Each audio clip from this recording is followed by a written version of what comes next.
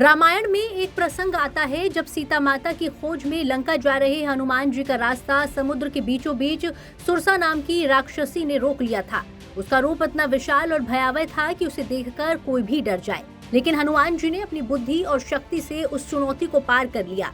आज 21वीं सदी में एक बार फिर दुनिया के सामने एक ऐसी ही समुद्री सुरसा खड़ी दिखाई दे रही है। फर्क सिर्फ इतना है कि इस बार उसका नाम सुरसा नहीं बल्कि एल नीनो है।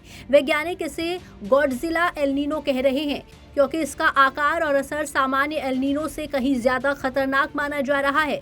संयुक्त राष्ट्र की मौसम एजेंसी WMO से लेकर दुनिया भर के क्लाइमेट वैज्ञानिक तक चेतावनी दे रहे हैं कि 2026 के आखिर और 2027 तक ये मौसम पैटर्न पूरी दुनिया के तापमान को रिकॉर्ड स्तर पर पहुंचा सकता है।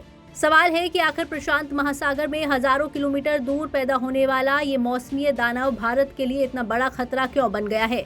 सबसे पहले समझते हैं कि एल नीनो आखिर है क्या। सरल भाषा में कहें तो जब प्रशांत महासागर के मध्य और पूर्वी हिस्से का पानी सामान्य से ज्यादा गर्म हो जाता है तब एल नीनो की स्थिति बनती है।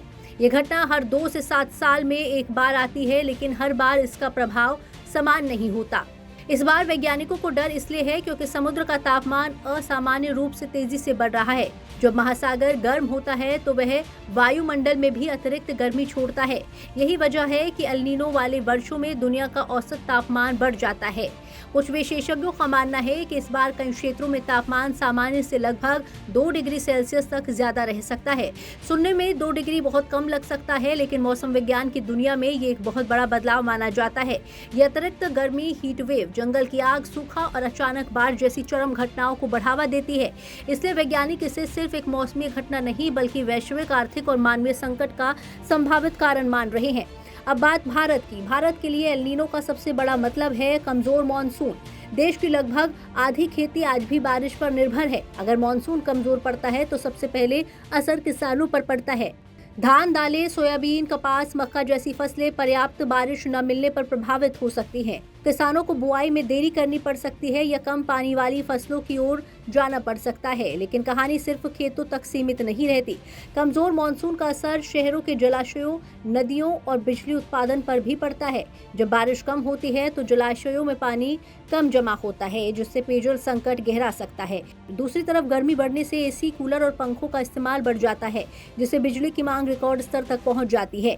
पिछले कुछ वर्षों में भारत ने बिजली खपत के कई नए रिकॉर्ड बनाए हैं और अगर गर्मी और बढ़ी तो बिजली ग्रिड पर दबाव और बढ़ सकता है। यानी एल नीनो सिर्फ मौसम नहीं बदलता बल्कि खेत से लेकर रसोई और बिजली बिल तक हर चीज को प्रभावित कर सकता है।